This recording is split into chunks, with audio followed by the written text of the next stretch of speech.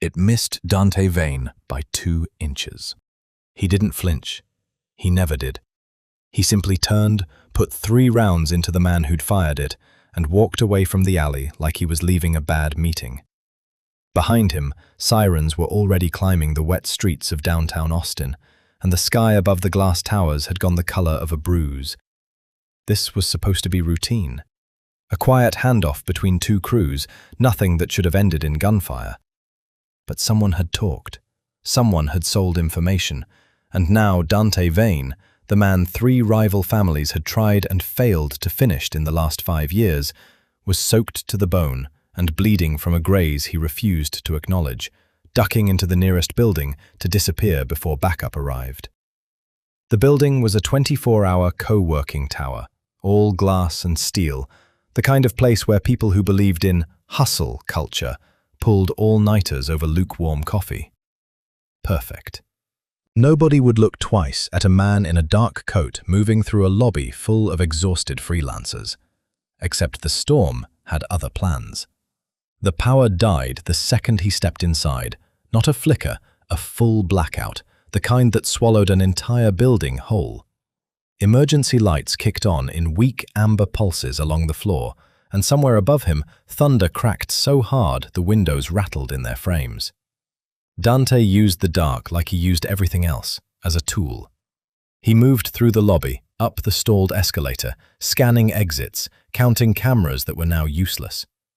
He was good at reading buildings the way other men read people. This one told him everything. 3 exits, 1 blind stairwell, and a floor of private phone booths near the back that nobody had bothered to check. That was where he heard it. Someone was crying. Not loudly, the kind of crying a person does when they're trying very hard not to be heard. Short, ragged breaths, swallowed halfway. His instinct said ignore it and keep moving. His feet didn't listen. He found her in the 3rd booth, glass door cracked open, a woman folded into herself on the floor, with her knees pulled to her chest, and a fleece blanket, pale blue, worn soft at the edges, wrapped around her shoulders like armor. Every time lightning lit up the windows across the open floor, her whole body flinched, like the flash itself might reach in and grab her. She hadn't noticed him yet. She was too busy fighting her own body. Dante Vane had ordered men finished over less than the inconvenience of being seen. He had walked into rooms and emptied them just by looking around. He did not do soft. He did not do this. And yet he crouched down in the doorway of that booth, dripping storm water onto the carpet, and said the first almost gentle thing he'd said to a stranger in years. "You're safe. It's just weather." She flinched anyway, head snapping up, eyes wide and glassy in the dim emergency light. For 1 second, real fear, the kind that had nothing to do with him, flickered into something else. Confusion. Then, a kind of desperate, embarrassed apology, like she owed the room an explanation for falling apart in it. "I'm fine," she said, voice cracking on the 2nd word. I hate storms. I know it's stupid." It's not stupid. He didn't know why he said it. He believed it even less than she did, probably. But something about the rawness of her, soaked hair stuck to her cheek, blanket clutched like a shield, curvy frame folded down small like she was trying to take up less space in the world, made every practiced cold instinct in him go quiet. Thunder rolled again, closer this time, and she pressed her palms flat against her ears and shut her eyes so hard her whole face creased. Dante didn't think. He acted the way he always did, decisively, and without asking permission. He sat down on the floor beside her, back against the cool glass wall, and shrugged off his coat, heavy, Kevlar-lined, still warm from his own body, even soaked through at the shoulders, and draped it over both of them like a second blanket, blocking the flashing light from the windows with the width of his own frame. "Lyra," she whispered, like she owed him that too. "My name's Lyra." "Dante," he said. He didn't give a last name. He never did. Nobody outside his world knew the last name Vane meant anything, and for the first time in longer than he could remember, he wanted it to stay that way. He wanted to just be a man sitting on a floor with a stranger, waiting out a storm, meaning nothing more than that. She didn't ask why a man in an expensive, blood-damp coat had wandered into a co-working space during a blackout. She didn't ask why his hands, when they weren't steadying her shoulder, kept twitching toward his hip like they were checking for something. She was too deep in her own storm to notice his. And Dante, who read every room, every person, every possible threat within seconds of walking through a door, found that for the first time in his adult life, he didn't want to leave one. They sat like that for hours.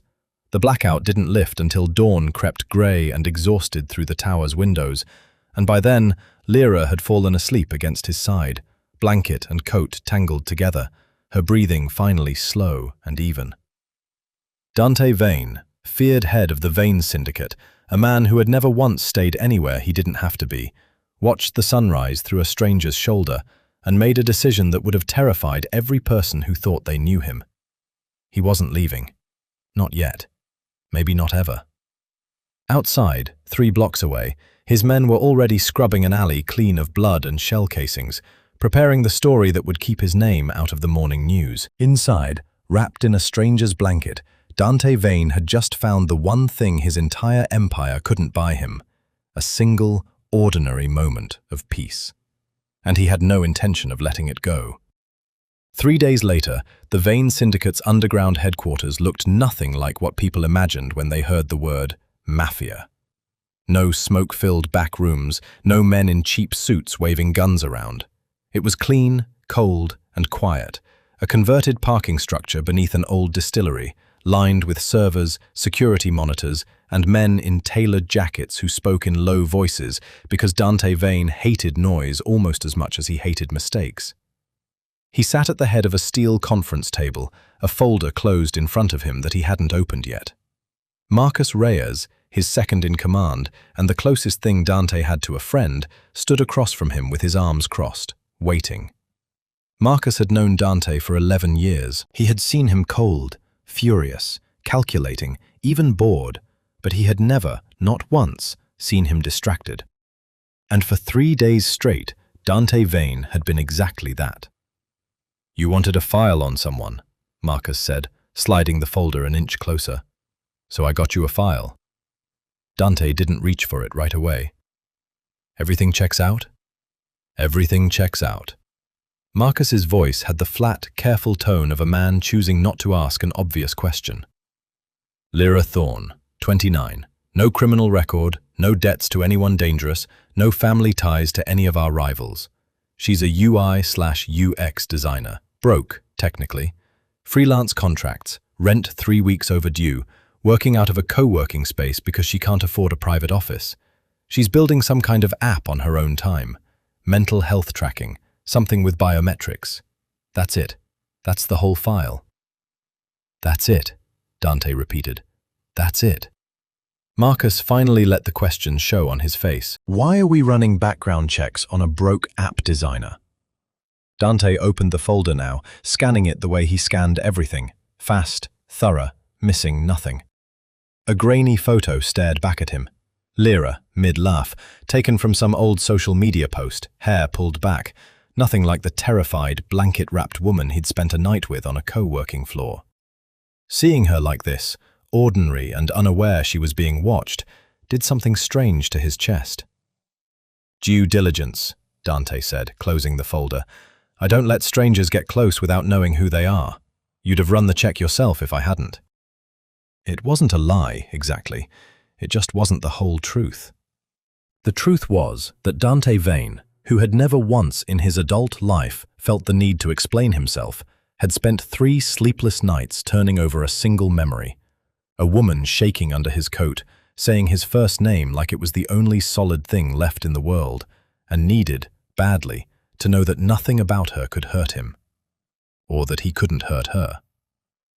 Marcus studied him a beat too long. "You could have asked her yourself, boss. People usually just introduce themselves." "She thinks I'm nobody," Dante said. "An investor, maybe. A stranger who happened to be in the building.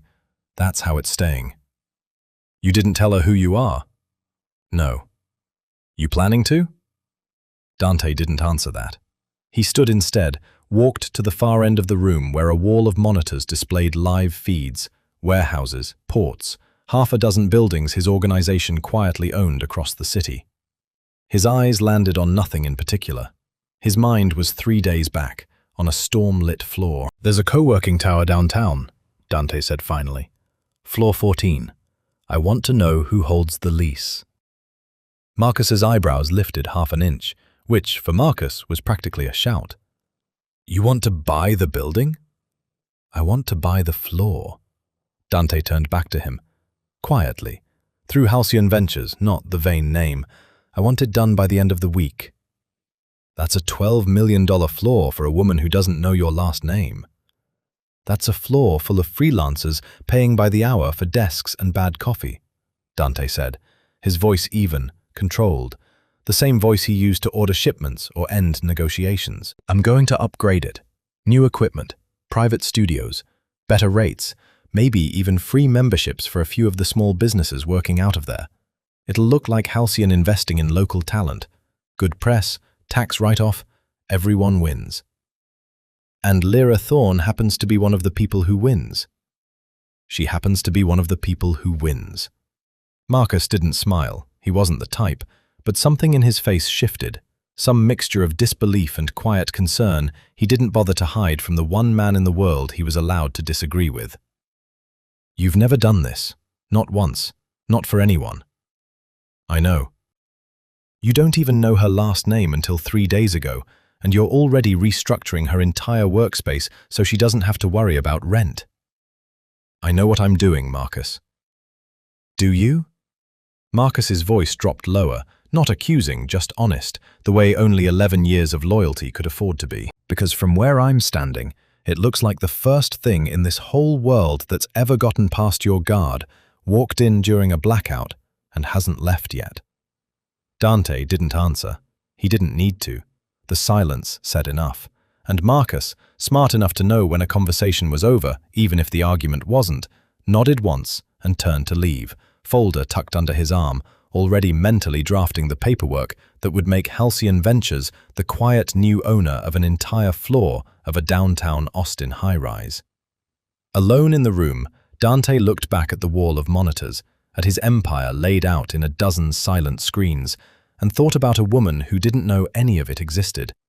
A woman who thought his name was just Dante, nothing more, nothing dangerous. He intended to keep it that way for as long as he possibly could. What he didn't know yet, what none of them knew yet, was that somewhere in that same building, on a server neither he nor Marcus had thought to check, a small, automatic backup system was already quietly recording every change made to every file on that floor, including his. The new studio space on floor 14 still smelled faintly of fresh paint and packing tape. Lyra had walked in that morning, expecting the same cramped desk she'd fought other freelancers over for 6 months, and instead found a private room with a wraparound monitor setup, a standing desk she hadn't asked for, and a note from building management saying her membership fees were covered under the Halcyon Community Grant Program, no application required. She'd read the note 4 times, certain there was a mistake. There wasn't. Half the floor had gotten similar upgrades, new equipment, discounted rates. A couple of small businesses handed free 6-month leases out of nowhere. Rumor in the break room said some private investment firm had bought the whole floor and was quietly pouring money into local talent. Nobody had a name to put to it. Nobody seemed to care why. Free was free. Lyra cared. Not about the money, about the coincidence. She hadn't told anyone about the app she was building. Not really. Not beyond a few desperate pitch emails that had all bounced back unanswered. And yet here she was, suddenly working in a private studio with equipment good enough to actually finish the thing. She was still turning it over in her head when someone knocked on her open door.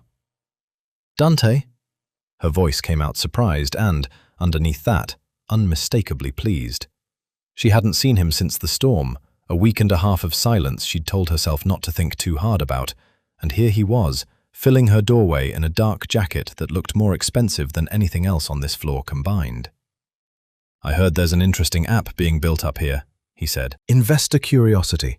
Thought I'd see for myself." It wasn't entirely a lie. He'd read every line of the pitch deck she'd sent to 3 venture firms that never wrote back.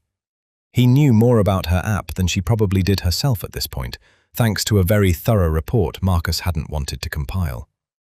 But standing in her doorway now, watching her face light up with something that had nothing to do with money, he found he wanted to hear it from her anyway.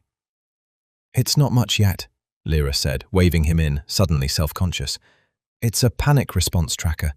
Biometric, heart rate, breathing patterns, that kind of thing. The idea is it learns your baseline, and when it detects a spike consistent with a panic attack, it walks you through grounding techniques in real time. Guided breathing, weighted pressure simulation through haptic feedback, emergency contact options if things get bad." "Sounds personal," Dante said, watching her more than the screen. Lyra's hands stilled on the keyboard. "It is. I've had panic disorder since I was a teenager. Storms are the worst trigger. I don't even fully know why. Something about the unpredictability, I think. The not knowing when it's going to hit." She glanced at him, half embarrassed. "You already know that part. You saw it firsthand."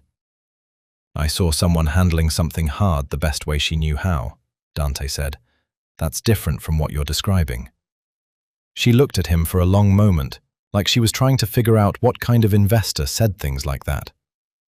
"Most people I pitch to want numbers, market size, user acquisition costs, projected revenue in year one. I'll ask about those eventually." He sat down across from her, uninvited, the way he did everything. "Right now I want to know how it actually works, not the deck version, the real one." So she told him. She talked for almost an hour about the failed prototypes, the nights she'd spent coding until her eyes blurred, the therapist who'd first suggested she build something like this because nothing on the market actually understood what a panic attack felt like from the inside. She talked with her hands, forgot to be nervous, forgot that the man across from her was, by every account she had, a total stranger. Somewhere in that hour, without either of them quite noticing the shift, Dante started talking too. "My father ran a business," he said when she asked, careful and light, what he'd done before investing. "The kind you inherit whether you want to or not. I didn't have much of a normal life. Learned to read people before I learned to read books. Learned that trust was a liability before I learned most other things." "That sounds lonely," Lyra said quietly. "It was efficient," he said. Then, after a pause he didn't plan on, "It was also lonely. I don't usually admit the second part." "Why admit it now?" Dante looked at her for a long moment, at the storm-scarred girl who'd become, somehow, in 10 short days, the only person in his adult life he hadn't needed to guard himself against. "I don't know," he said, and it was the truest thing he'd said to anyone in years. "You make it easy to say things I don't say." The silence that followed wasn't uncomfortable. It sat between them the way the storm had, thick and charged, but this time nothing needed fixing.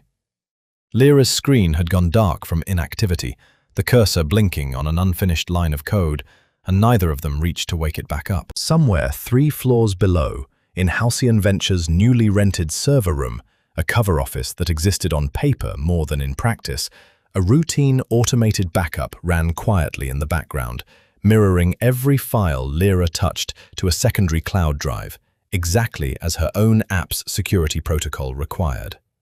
Neither Dante nor Lyra thought about it. Why would they? It was just a backup system, doing what backup systems do. It would be months before either of them understood how much that quiet, unremarkable process would end up saving them both. The invitation came wrapped in a business excuse, the way Dante had learned to wrap most things that mattered to him. "There's a tech innovation expo in Miami," he told her, standing in her studio doorway a week later, hands in his pockets like this was nothing more than a passing thought. "Panel of investors, a few app showcases. I think your work belongs in that room." "I can't afford Miami," Lyra said automatically, the reflex of someone who'd been doing rent math in her head for years. "You're not paying for it. Halcyon is sending its portfolio talent. Your portfolio talent now." He said it simply, like there was no argument to be had, and honestly, there wasn't much of one.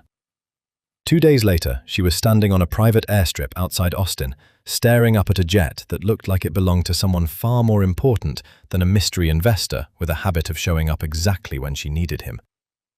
"This is not what sending portfolio talent usually looks like," she said as they boarded. "You've never worked with Halcyon before," Dante said, and didn't elaborate. The flight started smooth.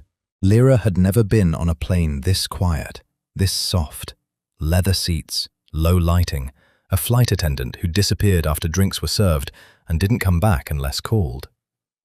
She let herself relax for the first time in weeks, sketching interface mock-ups on a tablet, occasionally glancing over to find Dante watching her instead of the tablet, which should have unsettled her and somehow didn't.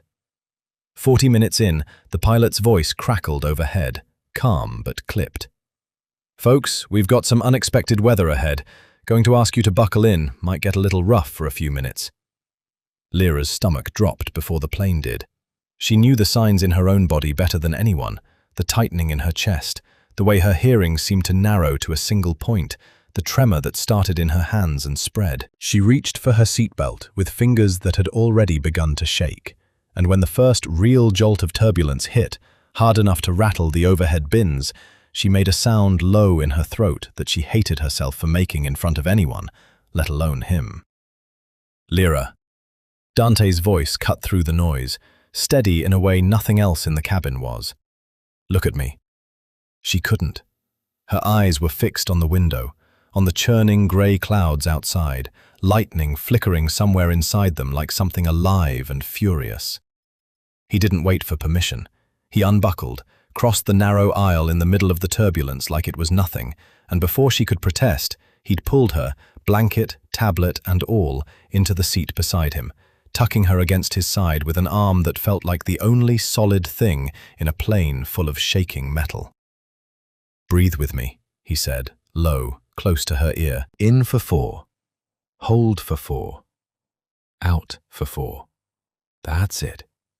She didn't know if it was the counting or the low, unshaken calm of his voice, or simply the fact that his heartbeat under her ear was so slow, so steady, that her own body seemed to want to match it out of sheer stubbornness. Whatever it was, by the time the plane leveled out 10 minutes later, her breathing had slowed from ragged gasps to something almost normal, and she was curled against him with his blazer draped over both of them like the coat had been that first night. Neither of them moved once the seatbelt sign turned off.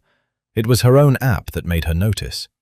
The prototype was still strapped to her wrist, a rough beta unit she wore everywhere for testing purposes, quietly logging her vitals in the background whether she thought about it or not.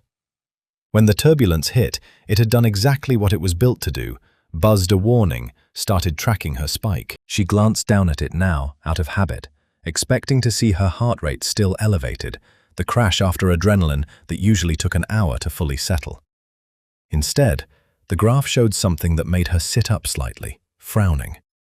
Her heart rate had dropped to baseline in under 4 minutes. Not the 20, 30, sometimes 60 minutes it normally took her to come down from a full panic spike. 4 minutes. The exact 4 minutes since Dante had pulled her against him. "What is it?" he asked, feeling her go still. She turned the screen toward him, though she wasn't sure yet how to explain what she was looking at, or what it meant that her own carefully built biometric software, the thing she'd spent years designing to help people find calm, had just proven, in cold, undeniable data, that the fastest path to her own baseline wasn't breathing exercises or grounding techniques. It was him. "Nothing," she said instead, closing the app, tucking her wrist back against her chest, not ready to say the real thing out loud. Not yet. "Just checking the data." Dante didn't push, but his arm didn't move either, and neither did hers, and for the rest of the flight into Miami, they sat exactly like that, tangled together over the Gulf of Mexico, 30,000 feet above a storm that neither of them was afraid of anymore, at least not in that moment. What Lyra didn't know, what she wouldn't learn for weeks yet, was that somewhere over those same clouds, back in Austin, a rival family was quietly asking questions about the reclusive tech investor who'd bought out an entire co-working floor for no clear reason at all. And Marcus, watching those questions ripple through channels he monitored for exactly this reason, was starting to understand that keeping Lyra safe was about to become a great deal harder than simply hiding a last name. The villa sat on a stretch of private Miami coastline that didn't officially exist on any map Lyra could find. No address, no listing, just a long driveway past a gate that opened before their car had even fully stopped. White stone walls, floor-to-ceiling windows facing the ocean, a pool that seemed to spill directly into the horizon. It was the kind of place that made Lyra feel, for the first time since she'd met him, the full weight of exactly how much money separated her world from his. "This is Portfolio Talent Housing?" she asked, only half joking, as they walked through the entrance. "This is mine," Dante said. "I don't lend it out, not usually." The expo ran for 3 days. Lyra's app showcase went better than she'd let herself hope. A modest crowd, a few real questions from people who actually understood what they were looking at, a card from an angel investor who wasn't Dante and seemed genuinely interested in the tech rather than the man standing quietly at the back of the room. For the first time in years, she felt like herself. Not broke, not anxious, not defined by what she couldn't afford. Just a designer whose work was finally being seen. Each evening, they came back to the villa and the version of Dante that only seemed to exist inside its walls. He was different here, away from Austin, away from whatever it was he did all day on calls he took in other rooms with the doors closed. Softer wasn't the right word. Lyra didn't think Dante had a soft setting, not really. But unguarded, fit.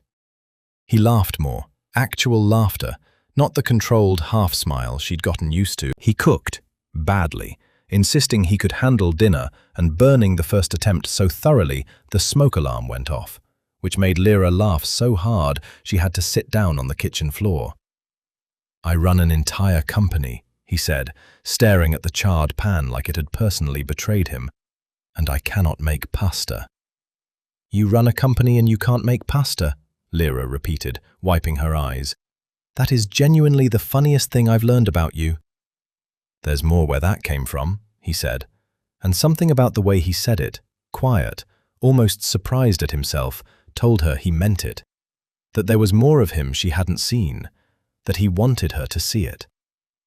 On the third night, they sat outside on the terrace steps, the ocean loud and dark below them, no storm anywhere in sight for the first time in weeks. Lyra had her knees pulled up, chin resting on them, watching him in the low light from the pool. "Can I ask you something?" she said. "Always." "Why me?" She said it simply, without self-pity, just genuine curiosity. "You could have anyone. You clearly have money, connections, whatever else makes a person like you tick. I design apps out of a co-working space, and I have a panic disorder that makes me useless during literally the worst possible moments. Why does any of this make sense to you?" Dante was quiet for a long moment, looking out at the water instead of her, which she'd learned meant he was choosing his words with unusual care. "Because you're the first person who's ever been in a room with me and not been afraid of what I could do to them," he said finally. "Everyone else, everyone in my world, calculates. They're polite because politeness keeps them alive. They agree with me because disagreeing has consequences. You are terrified of a storm, Lyra, not of me, never once of me. Do you understand how rare that is? How long it's been since anyone looked at me and saw a person instead of a threat or an opportunity? You make it sound lonely." "I told you once it was efficient." His mouth curved, small and rueful. "I've been revising that opinion since a blackout on floor 14. She reached over and took his hand, and he let her, turning it palm up so their fingers laced together, and for a while neither of them said anything at all. The ocean did the talking, waves rolling in steady and unhurried, and somewhere in that silence something settled between them that felt less like a beginning and more like an arrival. The sense of two people who had been circling the same truth for weeks, finally standing still inside it. Later, inside, with the windows open to the sound of the water, the walls Dante had spent a lifetime building came down, in a way that had nothing to do with words at all. It wasn't loud or dramatic. It was quiet, certain, the kind of closeness that felt inevitable rather than sudden. Two people who had already given each other the harder things, honesty and fear and the sight of each other falling apart, finally giving each other this, too. His phone buzzed against the nightstand sometime after midnight. He almost let it ring out, which surprised him more than the call itself. When he finally checked it, Marcus's name lit up the screen, and something in Dante's chest tightened before he'd even answered. He stepped onto the balcony to take it, careful not to wake her. "This better be important," he said quietly. "It is," Marcus said, and his voice had none of its usual dry edge. "The board's talking, Dante. Vasquez brought it up in the last meeting, asked why the head of this organization bought out an entire office floor and flew a civilian to Miami on the company jet. They're saying you're distracted, soft. A couple of the older members are using the word liability." Dante looked back through the glass doors at Lyra, asleep in the moonlight, peaceful in a way he'd rarely seen anyone be around him. "Let them talk," he said. "I would," Marcus said, "if talk was where this usually stops with our people. It isn't. You know that better than anyone." The line went quiet, the ocean filling the silence between them, and for the first time since the storm on floor 14, Dante Vane felt something close to fear, not for himself, but for the woman sleeping 20 feet away who had no idea the ground beneath her had just started to shift. Austin welcomed them back with grey skies and a syndicate dispute that couldn't wait. Two rival crews had clashed over territory near the port while Dante was in Miami, and by the time their flight landed, he had exactly 4 hours before he needed to be 3 warehouses deep in a situation that required his full, undivided attention. The kind that didn't leave room for anything else, not even her. "I'll be back tonight," he told her, pressing a kiss to her forehead in the car before it dropped her at the tower. "Stay on the floor. Work on the app. I'll call when I'm free." "Go handle your investor business," she said, smiling, still not knowing what handling business actually meant for a man like Dante Vane. "I'll be here." She was there for less than an hour before Marcus walked in. She recognized him immediately, the quiet, watchful man who'd been at the edges of nearly every important moment since the storm, always a step behind Dante, always saying less than he clearly knew. He'd never spoken directly to her before. Today, he closed her studio door behind him before he said a word, which should have told her everything. "Marcus, right?" she said, trying for casual. "Is everything okay?" "No," Marcus said. "It isn't. And I think it's time somebody told you why." He set a slim folder on her desk, the same kind of folder Dante had opened weeks earlier with her photo inside it, except this one was thicker, older, worn at the corners like it had been handled many times before. "I want you to look through this before you say anything," Marcus said, "and I want you to know that I'm not doing this to hurt you. I'm doing it because someone should have told you the truth 11 days ago, and it wasn't going to be him." Lyra opened the folder with hands that had already started to shake, though she didn't yet know why. The first page was a photograph. Dante, younger, standing beside a man she didn't recognize, with a caption underneath in small, clinical print. "Vane, Dante A. Suspected head, Vane Organization.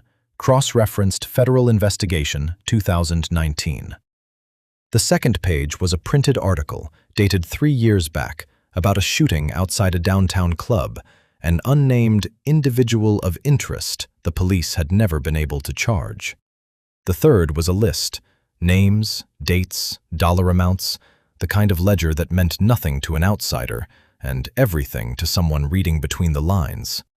Extortion, territory disputes, a body count that the official record only hinted at, buried under euphemisms like incident and dispute resolution. "This is a mistake," Lyra said, but her voice had already started to crack, because some small, quiet part of her, the part that had noticed his hands twitching toward his hip that first night, the part that had never quite understood why an investor needed private jets and armed drivers and a name nobody outside his world seemed to know, had already started connecting pieces she hadn't let herself look at directly. "It's not a mistake," Marcus said, gentler than she expected, which somehow made it worse. "Dante Vane runs one of the most dangerous organizations in this state. He has for 11 years. I've worked for him that whole time. I've seen what he's capable of, and I've also seen, for the first time in 11 years, what you've done to him. That's not nothing, Lyra. But it doesn't change what he is, all what being close to him means for someone like you. Why are you telling me this? Her voice had gone very quiet. If you work for him, if you're loyal to him, why would you do this? Because I am loyal to him, Marcus said, more than you'll ever understand. And loyalty means protecting him from the thing that's going to get him ended, which right now is you. The board is already talking. People are already asking questions about the woman who's made the head of the organization distracted and soft. That's not a rumor that fades on its own. That's the kind of thing that gets settled, one way or another, and I would rather it get settled quietly, with you safe and far away, than any other way it could go. He slid an envelope across the desk next to the folder. She didn't need to open it to guess what was inside. There's enough in there to disappear comfortably, Marcus said. New city, new name if you want it. Enough to build your app somewhere nobody's watching. I'm not threatening you. I'm giving you a way out before you become someone's leverage, or someone's target, or a name on a page like the ones you're holding. Lyra looked down at the folder in her hands, at photographs of a man who had held her through 2 storms, who had burned past her and laughed at himself for it, who had told her she was the first person who'd ever looked at him without fear. All of it true. All of it, apparently, only half the story. Get out, she said, and her voice, when it came, was steadier than she felt. Take your money and get out of my studio. Marcus studied her for a long moment, something unreadable crossing his face, respect, maybe, or regret, or simple resignation. I hope you mean that, he said. For your sake. Because the version of this that doesn't end with you walking away gets a lot more dangerous from here. He left the envelope on the desk anyway, and the folder beside it, and let himself out without another word. Lyra sat alone in the silence of her studio for a long time after the door clicked shut, staring at the photograph of a man she'd let herself fall in love with in under a month, and the ledger sitting open beside it that told her exactly how much blood had paid for the coat that had once kept a storm off her shoulders. Outside, the sky over Austin had begun, quietly and without warning, to darken again. He came to her apartment straight from the warehouse, still in the same clothes from that morning, and he knew something was wrong before she even opened the door. He could read rooms for a living. He could read her better than any room he'd ever walked into, and the silence on the other side of that door felt like a held breath. Rain had started somewhere over the last hour. Light at first, building now into the kind of downpour that turned streetlights into blurred halos and made the whole city sound like static. He knocked twice. It took her a long time to answer. When she finally opened the door, he saw the folder in her hand before he saw her face, and everything in him went very still. Lyra. Don't. Her voice wasn't loud. It was worse than loud. Flat. Controlled. The voice of someone holding herself together by force. Just don't say my name like that. Like nothing's different. He stepped inside because she didn't stop him, and she closed the door behind him with a hand that wasn't quite steady. And for a moment, they just stood there in her small apartment, rain hammering the windows, the folder between them like a wall neither of them knew how to climb. How long have you known? She asked. Since the night I met you, Dante said. There was no point lying to her now, and some part of him, the part that had spent a lifetime calculating exactly how much truth a room could survive, recognized that lying wouldn't survive this room at all. I never planned to hide it forever. I told myself I was waiting for the right time. The truth is, I was scared of exactly this. You let me fall for a stranger, she said, and her voice finally cracked, the control slipping. You let me think you were some quiet, private investor who happened to wander into my life. You let me believe in something that wasn't real. Everything I told you was real, Dante said, and he meant it with a conviction that startled even him. My name is the only thing I withheld, not what I feel, not what this is. Lyra, I have run an organization for 11 years that most people are terrified to even say out loud. I have done things in that time I'm not proud of, and I won't stand here and pretend otherwise. But nothing about the last month was a performance. You are the first honest thing in my entire adult life." "How am I supposed to believe that," she said, "when you spent it lying to me?" "You don't have to believe it tonight." His voice dropped, quieter now, closer to pleading than anything he'd let himself sound like in years. "I'm not asking you to forgive 11 years of things you didn't know about in one conversation. I'm asking you to know that what's between us isn't part of that world. It never was. I built a wall around it on purpose, to keep it clean of everything I am the rest of the time." "Marcus said I could be a target," she said. "He said being close to you could get me hurt. Is that true?" Dante didn't answer right away, and that silence told her more than any words could have. "Yes," he finally said. "It's true. And I hate that it's true. I have spent every day since that first storm trying to figure out how to keep you safe without asking you to live inside a cage. I don't have a clean answer for you, Lyra. I only have the truth, which is that I am dangerous and imperfect, and I love you anyway more than I have ever loved anything in a life built almost entirely without room for it." The word love landed between them like something dropped from a great height, and for a moment neither of them moved. Then the power went out. It wasn't dramatic, a single flicker, a distant transformer somewhere in the storm giving up, but the apartment plunged into the same kind of total darkness that had started all of this, and Lyra's whole body reacted before her mind caught up. Her breath came fast and shallow. Her hands found the edge of the counter and gripped it hard enough to hurt. Lightning lit the windows in a long white flash, and thunder cracked close behind it, and every wall she'd been holding up for the last hour collapsed at once.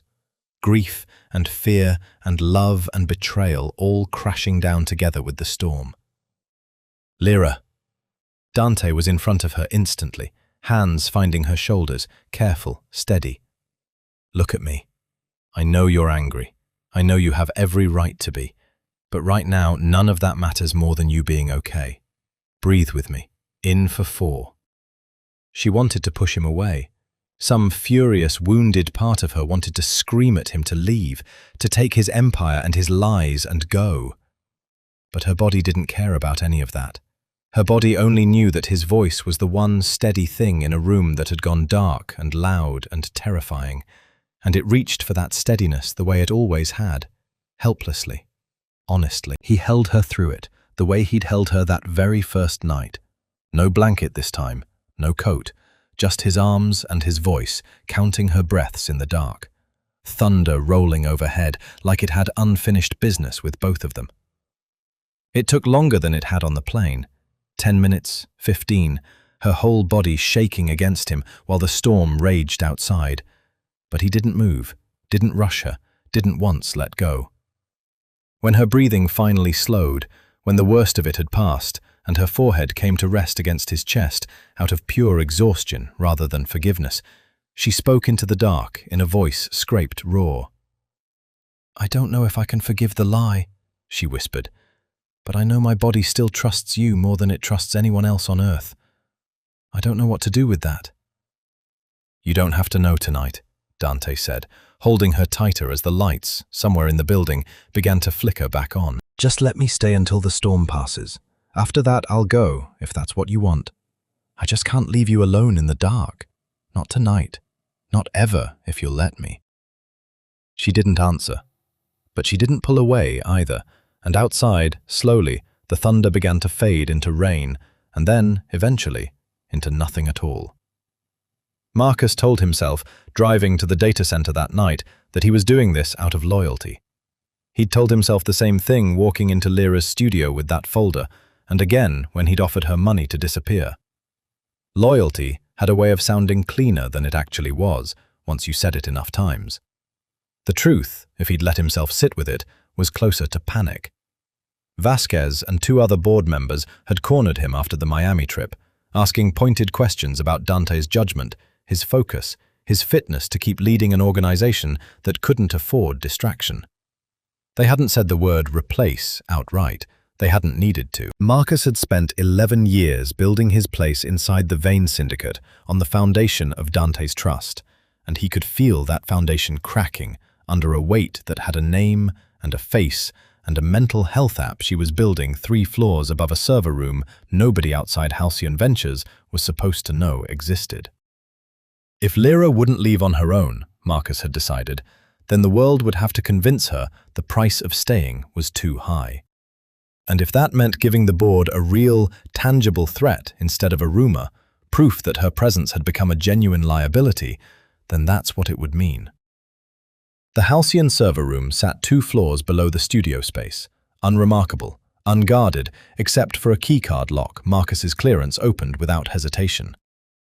He'd had a technician on his own payroll build him a narrow access window weeks ago, back when he'd first started worrying about exactly this problem. It took him 11 minutes to find Lyra's development environment, another 6 to plant what he needed, a handful of altered files disguised as her own code, references buried inside them to encrypted syndicate communications she'd never had access to, timestamps engineered to make it look like she'd been quietly siphoning off sensitive data for weeks.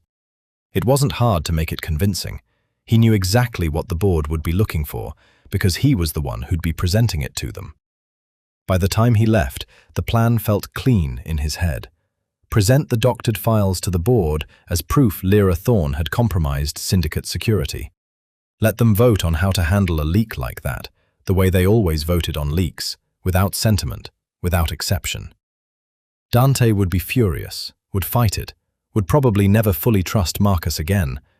But Lyra would be gone, one way or another, and Dante would still be alive to be furious about it. That was the trade Marcus had made peace with, somewhere between the folder and the envelope and tonight. What Marcus didn't know, what he had no reason to know because it was buried in a setting Lyra had configured months before she'd ever met Dante Vane, was that her app's development environment ran on a security protocol she'd built into the software itself, long before it had anything to do with Mafia ledgers or encrypted communications. Every panic-tracking app that handled sensitive medical data needed airtight data integrity, and Lyra, cautious to the point of paranoia after years of watching other health tech startups get burned by breaches, had built her development server with real-time version logging. Every file, every change, every access attempt was mirrored automatically to a secondary cloud backup, time-stamped down to the second, complete with the device signature of whoever had made the edit. It was a feature meant to protect user data from hackers. It had never once been tested against a Mafia lieutenant. Lyra found the alerts 3 days later, working late in her studio, chasing down a bug in her authentication flow that hadn't been there the week before. What she found instead was a version history that made no sense, files she'd never written, timestamps from the night Marcus's device signature appeared in the access logs, a whole thread of code that referenced things she'd never heard of, things that read, the longer she stared at them, less like software architecture and more like coordinates and shipment schedules dressed up to look like data structures. Her stomach turned cold before her brain fully caught up. She called Dante at 11 at night, voice tight, and read him the log line by line while he sat in the underground headquarters with Marcus 2 seats away, unaware that the ground beneath him had just opened up. "Read me the device ID again," Dante said quietly, and something in his tone made the room go silent before Marcus even understood why. Lyra read it. Dante closed his eyes for a long moment, and when he opened them, he was looking directly at Marcus. "Lyra," Dante said into the phone, still holding Marcus's gaze, "I need you to send that log to me right now. Every timestamp, every file. Don't touch anything else on that server until I get there." "Dante, what's happening?" Her voice had gone thin with fear. "Nothing's happening to you," Dante said, and the certainty in his voice was absolute, the voice of a man who had just found the one thing that could end a betrayal cleanly, without doubt, without room for anyone to argue the truth of it. "Someone made a mistake trying to frame you, and now I have proof of exactly who." Marcus hadn't moved. He didn't need to hear the rest of the call to understand what had just happened. 11 years of careful, quiet loyalty. And it had come apart because of a security feature he hadn't even known existed, built by the one person he'd tried to erase from Dante's life. "It wasn't supposed to be traceable," Marcus said quietly, more to himself than to Dante. Nothing is until it is, Dante said, and for the first time since Marcus had known him, his voice carried something colder and more final than anger. You had 11 years of my trust, Marcus. You spent it trying to destroy the one thing in this life that ever made me feel like a person instead of a name people are afraid of. I was trying to protect you, Marcus said, and he almost believed it, even now. You were trying to protect yourself, Dante said, standing slowly, the room around them gone completely silent. Every lieutenant present suddenly very aware of exactly how badly this was about to go for the man who had, until tonight, been second only to Dante Vane himself. And in the process, you put a target on the one person in this world I have sworn to keep safe. That's not loyalty, Marcus. That's the last mistake you're ever going to make in this organization.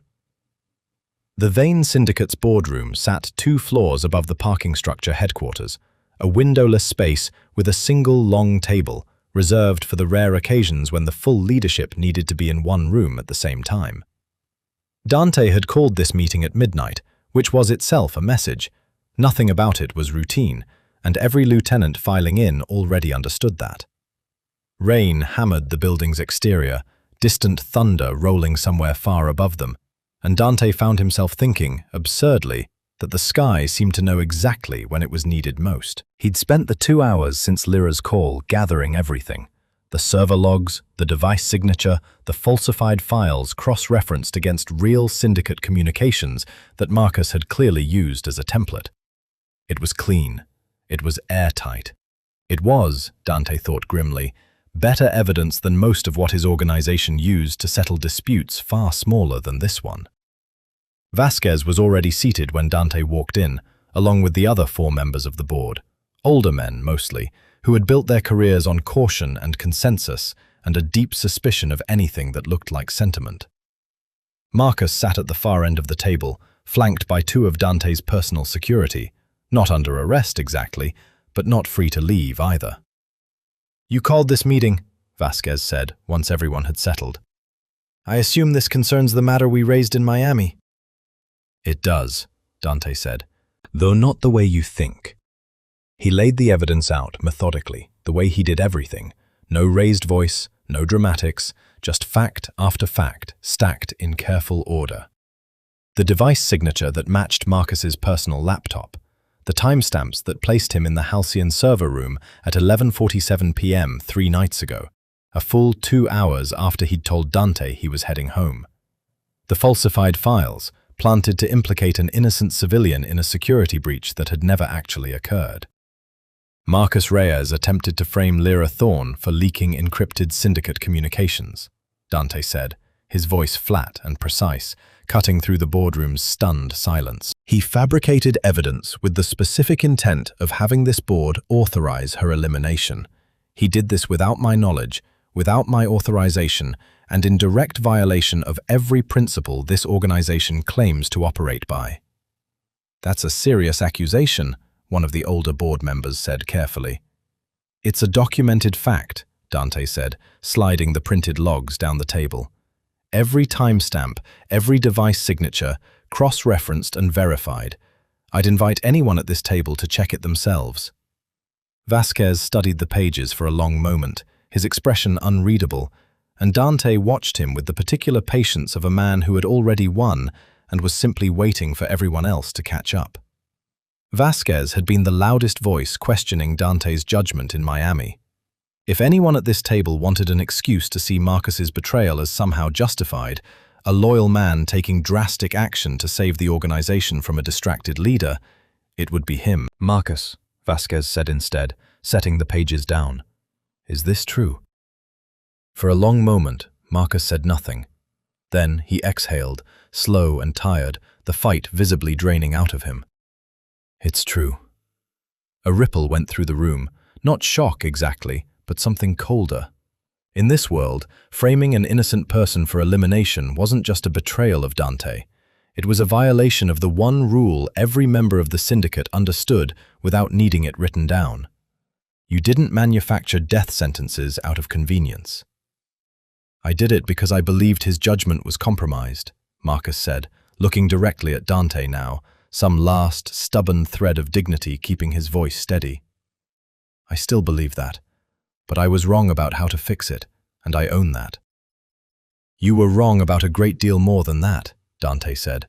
He walked slowly to the head of the table, and when he spoke again, his voice had dropped into something the entire room recognized. The register he used when a decision had already been made and was no longer open for discussion. 11 years, Marcus. 11 years of trust, and you spent it trying to destroy the one good thing this life has ever given me. And you tried to hide it behind loyalty to this organization. That is not loyalty. That is fear wearing loyalty's coat. He turned to the rest of the table. Effective immediately, Marcus Reyes is stripped of all rank, authority, and access within this organization. He is banished from every operation, every property, every business this syndicate touches, permanently.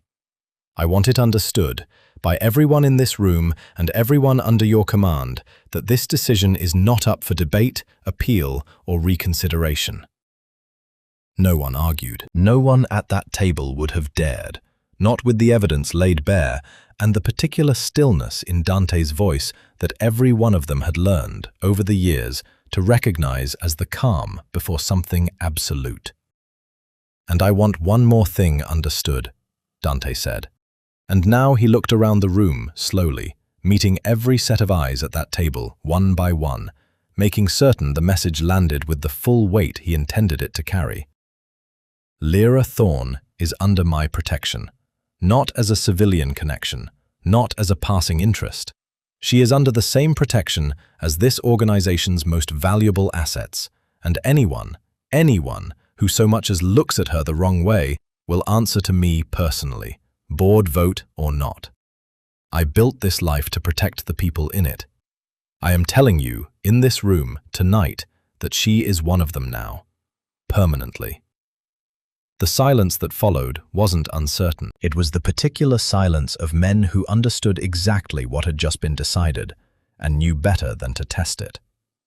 Marcus was escorted out without another word, the heavy door closing behind him with a finality that echoed through the empty boardroom long after he'd gone.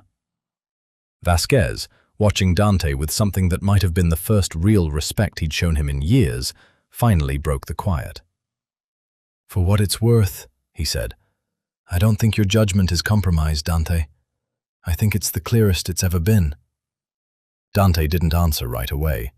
He was already thinking of the storm outside, the rain that had followed him through every turning point of the last month, and the woman 3 floors above a server room who had no idea her life had just been fought for in a room she would never see. He had a phone call to make. The Austin Convention Center hummed with the particular electricity of a room full of people about to watch something new happen. 6 months of work. The panic attacks turned prototype, the sleepless nights, the storm-soaked beginning nobody in this room knew about, had come down to 20 minutes on a stage in front of 3,000 people and a live stream that had already crossed 40,000 viewers before Lyra had even walked out from backstage. She stood in the wings, tablet in hand, going over her opening line for the 5th time when her phone buzzed with a text. "Balcony, Section C. I'll be watching every second. You don't need luck. You've already done the hard part." She smiled despite the nerves, tucked the phone away, and walked out onto the stage before she had time to second-guess anything at all. The keynote went better than she'd let herself hope. She walked the audience through the app's origin honestly, without hiding the parts that used to embarrass her. A designer who'd built a mental health tool because she needed one herself, who'd spent years being told her anxiety made her unemployable in an industry that valued relentless output over honest limitations. She demoed the live biometric tracking, showed real data from her own beta testing, walked through the grounding sequence the app triggered automatically during a spike.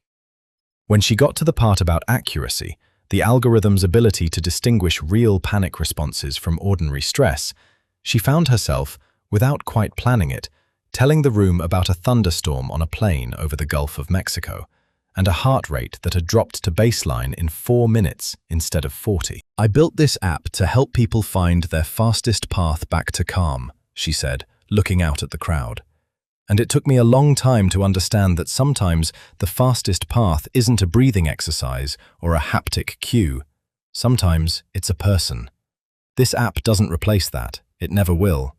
What it does is help you find your way back to steady, however that looks for you, until you get there. The applause, when it came, was the kind that made her chest ache in the best possible way. Afterward, in the crush of investors and press and strangers wanting business cards, she found her eyes drifting up toward the VIP balcony more than once, catching sight of him leaning against the railing, watching her the way he watched everything, completely, without distraction, like nothing else in the building existed.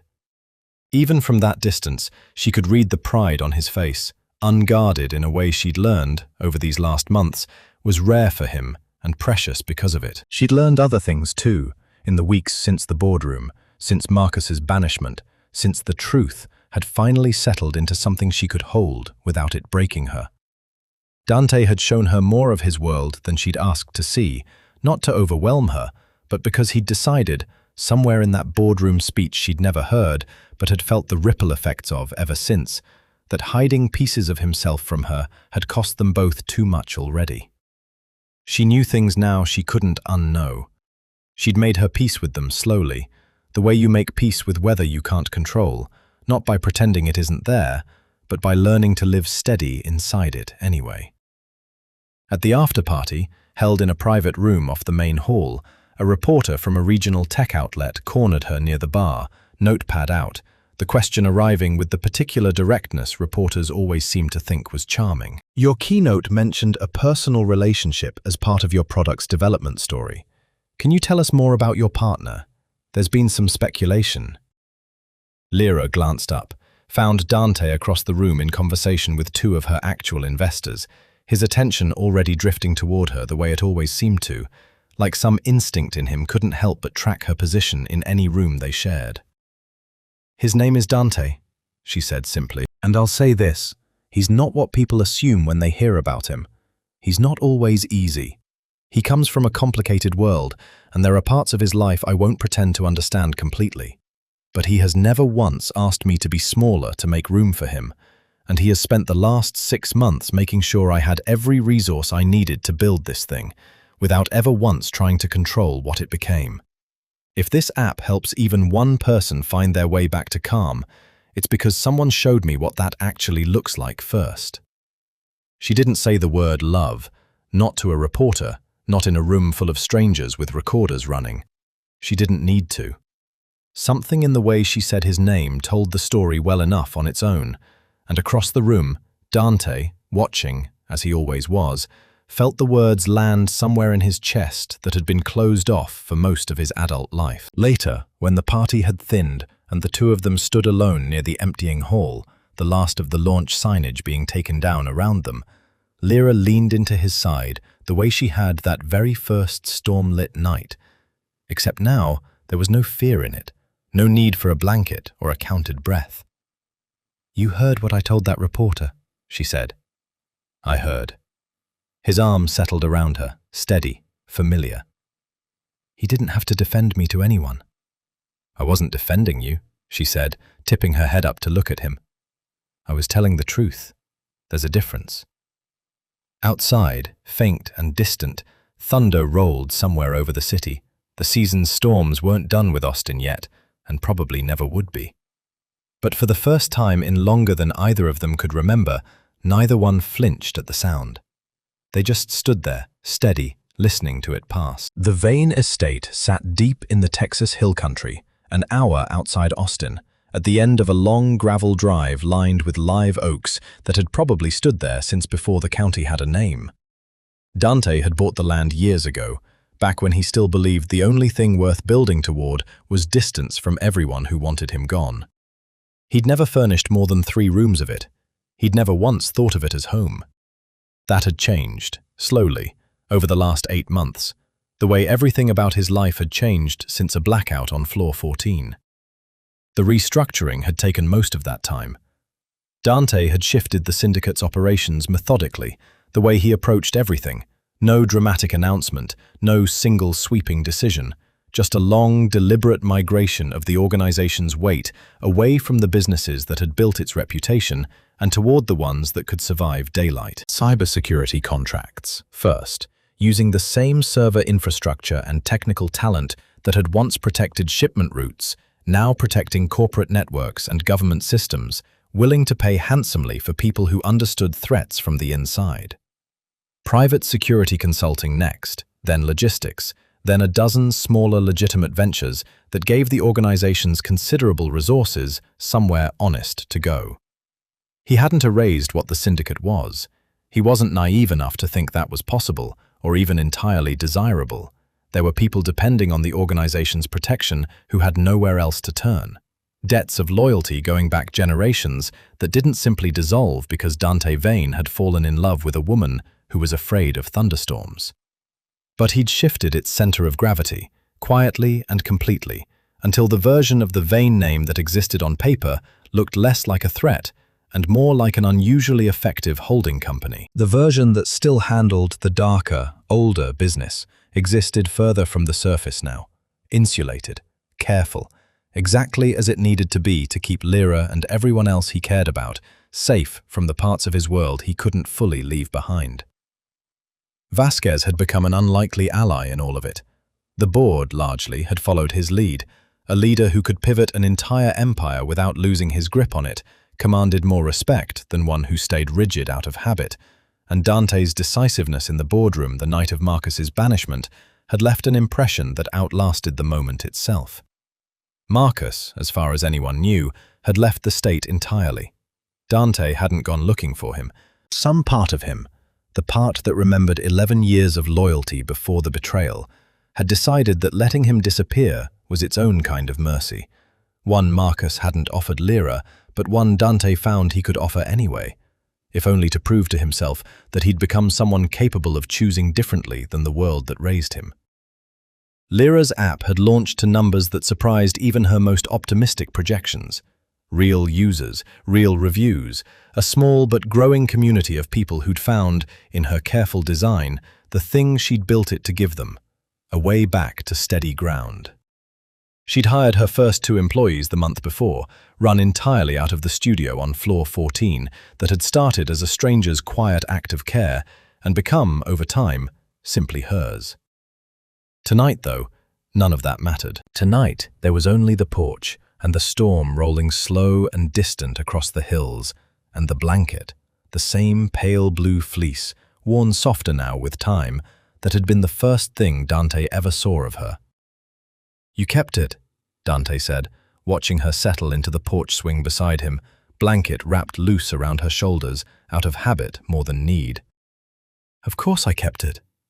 She tucked herself against his side, the way she'd learned to over the last year, without hesitation, without the old flinch that used to come before the closeness. "It's not really about the storm anymore. It's about you. I think it always kind of was, even before I understood that." Thunder rolled somewhere far off, soft and unhurried, more sound than threat. Lightning flickered along the horizon, distant enough that it lit the hills gold for half a second before fading. Lyra watched it without tensing, without the old, automatic terror that used to seize her whole body at the first flash. Her heart rate, if she'd bothered to check the app still tracking quietly on her wrist, would have shown something steady, unbothered, at rest. "Do you ever miss it?" she asked. "The old version of your life? All of it? Before this?" Dante considered the question honestly, the way he considered everything now, without the reflexive armor that used to answer for him before he'd had a chance to think. "No," he said finally. "I miss knowing exactly who I was, maybe. There was a kind of certainty in being only one thing, but I don't miss the life. I spent 11 years building something that could survive anything except honesty. You're the first thing that ever asked me to be honest, and it turns out that's a much better foundation than fear ever was." "That sounds like something you'd put on a motivational poster," she teased, but her hand found his under the blanket, fingers lacing together with the same easy certainty as that first night on Miami's terrace. "I've never made a motivational poster in my life," Dante said, pressing a kiss to the top of her head. "But I have made you a promise, more than once, that I intend to keep for a very long time. Which one? That I'm not leaving. His voice was quiet, steady, the same voice that had counted her breaths through 3 separate storms now, on a co-working floor and a private jet and the dark of her own apartment. Not the room, not the storm, not any of it. Not ever. The rain reached them a few minutes later, soft and warm, more mist than downpour, rolling gently across the porch without either of them moving to go inside. Lyra closed her eyes and let it fall, blanket loose around her shoulders, Dante's arm steady around her waist, and felt, for the first time in a life that had spent so long bracing against thunder, something that finally, fully, felt like peace. Somewhere behind them, the lights of the estate glowed warm against the darkening hills, a home neither of them had expected to find, built slowly out of honesty instead of fear, standing steady now against whatever storms still had left to come.